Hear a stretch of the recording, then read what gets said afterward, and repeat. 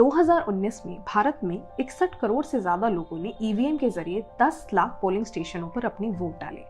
तो आइए इस सीजन के हमारे सबसे अहम खिलाड़ी इलेक्ट्रॉनिक वोटिंग मशीन के बारे में जानते हैं। पोलिंग स्टेशन में कई सरकारी अधिकारी होते हैं जो वोटिंग का काम संभालते हैं।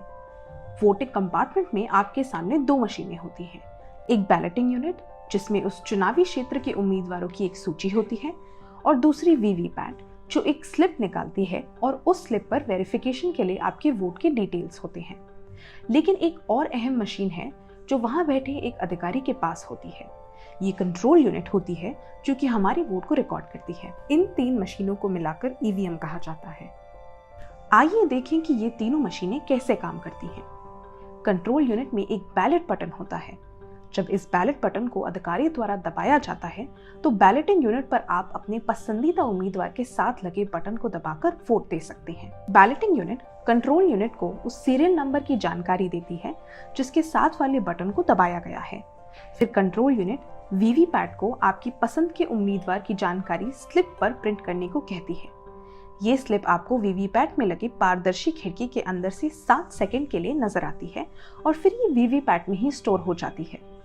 कंट्रोल यूनिट फिर आपके वोट को दर्ज कर लेती है और एक बजर की आवाज से आपको वोट दर्ज होने का संकेत देती है। अब अगर आपको लगता है कि कंट्रोल यूनिट को अलग क्यों रखा जाता है और बाकी की दो मशीनों की तरह आपके सामने क्यों नहीं होती हैं, तो इसका जवाब बहुत आसान है। अगर कोई एक से ज्यादा वोट डालने के लिए बैलेटिंग यूनिट के बटन को बार बार दबाए तो क्या होगा।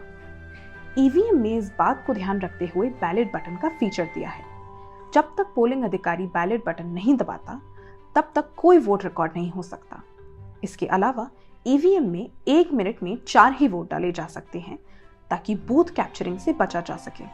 अगर कोई बूथ कैप्चरिंग की कोशिश करता है तो वोट डालने की धीमी दर के कारण सुरक्षा कर्मियों को पोलिंग स्टेशन तक पहुंचने के लिए समय मिल जाएगा। हैकिंग और हेराफेरी से बचने के लिए चुनाव आयोग ने कई उपाय किए हैं, जैसे ईवीएम की डिजाइन, प्रोडक्शन, प्रोग्रामिंग और मेंटेनेंस का काम 2 पीएसयू करती है। ईवीएम का प्रोग्राम नॉन रीप्रोग्रामेबल चिप पर लिखा जाता है।